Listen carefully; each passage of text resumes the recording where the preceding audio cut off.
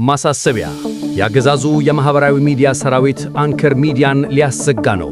ይህን ቻናል ሰብስክራይብ በማድረግና በማጋራት ድጋፉን እንድትሰጡን አንከር ሚዲያ በአክብሮትና በአጽንኦት ትጠይቃለች።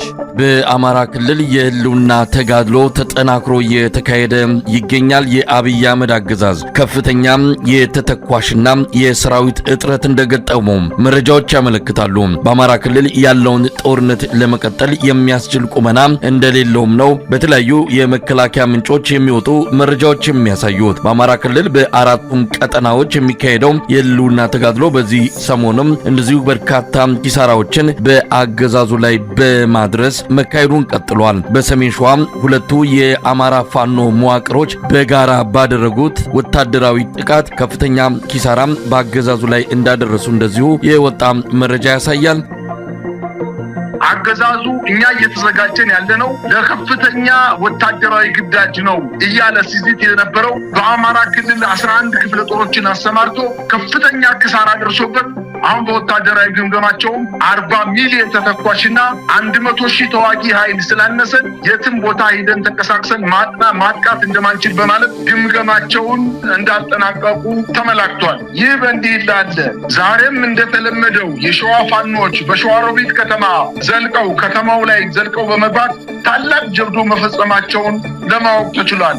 የአማራ ፋኖ ህዝባዊ ድርጅት ሸዋ ጠቅላይ ግዛት ቀበሌ 6 ቆቦ ድልድይ ከተባለ ቦታ ላይ በወታደራዊ ካምፕ ጥበቃ ላይ በነበሩ የአገዛዙ ጦር አባላት ላይ 6ቱን በመግደል 5ቱን በማቁሰል በካምፑ ላይ ከፍተኛ የሆነ ድል መጎናጸፋቸውን ለማወቅ ተችሏል። በሸዋ አካባቢ የተንቀሳቀሰ የሚገኘው የአየር ወለድ ኮማንዶ የ101ኛ፣ 102ኛ፣ 103ኛ እና 104ኛ ክፍለ ጦሮች በሸዋ አካባቢ በፋኖ ኃይሎች ከፍተኛ ምት እየደረሰበት ሲሆን በተለይ በተለያዩ የሰሜን ሸዋ ወረዳዎች ላይ ራሱን መሽጎ የሚገኘው የአገዛዙ ጦር በአማራ ፋኖ ህዝባዊ ድርጅትና በአማራ ፋኖ ብሔራዊ ኃይል የጋራ ቅንጅት ከፍተኛ ኪሳራ እየደረሰበትና አንዳንዴ ስቦ በማስከዳት አንዳንዴ ስቦ በመምታት በመልሶ ማጥቃትና በሙሉ ማጥቃት ከፍተኛ ጉዳት እንዳደረሱበትም ተመላክቷል። እንግዲህ በአማራ ክልል የሚካሄደው የህልውና ተጋድሎ አሁን በተቀስቃቸውና በሌሎችም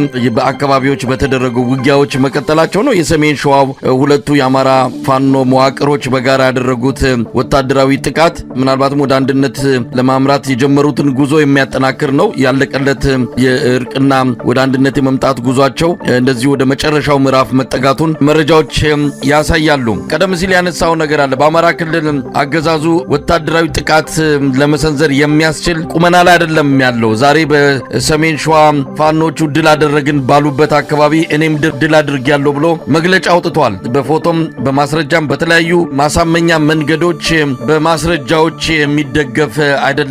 እንደዚሁ ደረቅ የድል ዜና ነው ለደጋፊዎቹ ያስተላለፈ የሚገኘው። በአማራ ክልል ጦርነቱን ለመቀጠልም ላለመቀጠልም አብይ አህመድ ወታደራዊ ጄኔራሎች ከወዲሁ እየመከሩበት ያለ ሲሆን በተለይም ከፍተኛ የሆነ የተተኳሽ እጥረትና የወታደር የሰራዊት እጥረት እንደገጠማቸው እየተገለጸ ባለበት ሰዓት እንግዲህ የአማራ ፋኖች ጥቃት መጠናከሩ በአማራ ክልል የአብይ አህመድ ሰራዊት ቆይታ በጣም አጭር ሊሆን እንደሚችል ነው ከግምት በላይ መናገር የሚቻለው። አብይ አህመድ ለዚህም በተለይ በኦሮሚያ ክልል ከፍተኛ ወታደራዊ ምልመላ እያካሄደ ነው። በአዳማ ናዝሬት፣ በተለይ በሸገር ከተማ በሁለቱ አካባቢዎች ወጣቶችን በማፈስ እድሜው ለመሳሪያ መተኮስ ይደርሳል ብለው ያመኑበትን እድሜያቸው ህፃናት የሆኑ ጭምር ነው እንግዲህ ያፈሱ ወደ ማሰልጠኛ ካምፕ እየወሰዱ ያሉት። የሚመግቡት ምግብ አጥተው ህዝቡን አዋጡ የሚል አስገዳጅ ሁኔታ ውስጥ መግባታቸው ነው የሰማ ነው። ለማንኛውም በአማራ ክልል ያለው ሁኔታ አብይ አህመድ ትልቅ ጭንቀት ሆኖበታል። እንዳይተወው አማራ ክልልን ማጣት ማለት አጠቃላይ በፌዴራል መንግስት ያለውንም የስልጣን ቆይታን የሚያከትም ነው የሚያደርገው። ከዚህ የተነሳ ወደፊትም ወደ ኋላ መመለስ ሳይችል እንደዚሁ በከፍተኛ ቀውስ ውስጥ ሆኖ የቀረ ስርዓት ሆኗል። እስቲ በአጠቃላይ ያለው ሁኔታ ምን ይመስላል? ስርዓቱ ኤርትራ መንግስትና ከህወሓት ጋር ጦርነት ውስጥ ለመግባት እያሟሟኩ ነው፣ ተዘጋጅቻለሁ፣ ጨርሻለሁ እያለ ባለበት ሰዓት ላይ ነው እንግዲህ አቅሙ በጣም የተዳከመ በሰራዊትም በመሳሪያም ጭምር ውሱን በሆነ ቁመና ላይ እንዳለ እየተረጋገጠ ያለው ምን ለማለት ነው? እንግዲህ ከዚህ በኋላ ወደ ጦርነት የሚገባበትም ሁኔታ እንዳይኖር አድርጎ ነው አቅሙ እየገደበው ያለው። ለዚህም ነው ከኤርትራ ጋር ያለውን ጉዳይ የጦርነት ፉከራውንና ሽለላውን ጋብ በማድረግ ወደ ሽምግልናና እንታረቅ እንነጋገር አይነት አዝማሚያ እየተመለሰ ያለው። ምን ማለት ይቻላል? መሳይ የአማራ ክልሉ ጦርነት በመንግስት ላይ ላም እሳት ወለደች አይነት ነገር ነው የሆነበት። እንዳይተው በጣም ቸገረው። ምክንያቱም የፌዴራል መንግስቱ ወንበር ወዲያውኑ ነው የሚያጣው። እንዳይገጥም ደግሞ በየሄደበት ቦታ እየተመታ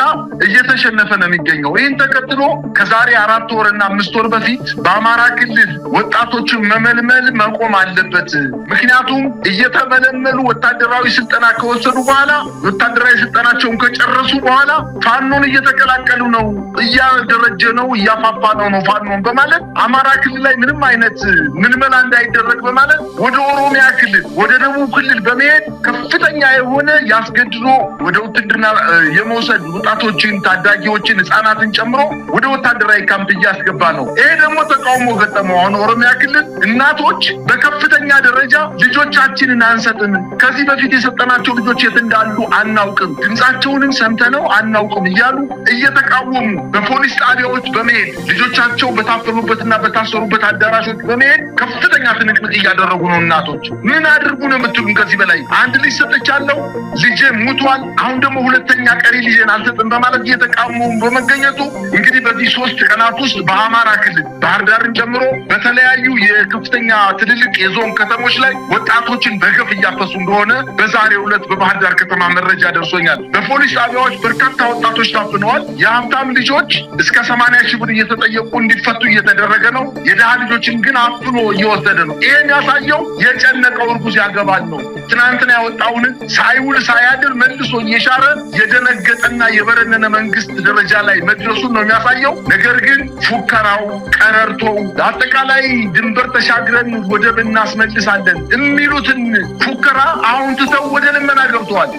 በጣም ነው የማመሰግነው። እንግዲህ የአፋድን መግለጫ ተከትሎም የተለያዩ የፖለቲካ ኃይሎች ድምጻቸው ይጠበቃል። በጉዳዩ ላይ በተለየ ትኩረት መታየት ያለበት ነው። አሁንም ስላልቆመ ነው። አሁንም ጥቃቱ ቀጥሏል። አሁንም ሴቶች እየተደፈሩ ነው። የአብይ አህመድ ወታደሮች በየአቅጣጫው ከሚያደርሱት የድሮን የከባድ መሳሪያ ጥቃት ባሻገር ይህንኑ አስገድዶ መድፈርን እንደ አንድ መሳሪያ ተጠቅመው በሰፊው የአማራ ሕዝብ ላይ ጥቃት እየፈጸሙ እንዳለ እንግዲህ የቢቢሲ ሪፖርት ብቻ ሳይሆን እኛም ባለፉት 2-3 ዓመታት ከጉዳዩ ጋር የቀረበ መረጃዎችን ስለምናገኝ ይህንን አጠናቅረን ለሚመለከታቸው አካላትም ለመስጠት መዘጋጀታችን ነው። በዚህ አጋጣሚ መግለጽ የሚያስፈልገው ድምጾች መበርከት አለባቸው። ዓለም አቀፍ ጫናዎች በአገዛዙ ላይ እንደዚሁ መምጣት አለባቸው። አብይ አህመድ የበለጠ ጥፋት የበለጠ ልንቀለብሰው ማንችለው አደጋ ውስጥ አገሪቱን እየከተተ ስላለ እንደ ወደፊት የበለጠውን አደጋ ለመቀነስ ከወዲሁ የሚመለከታቸው አካላት ድምጻቸውን እንዲያሰሙ ነው የሚጠበቀው። በዚህ ዙሪያ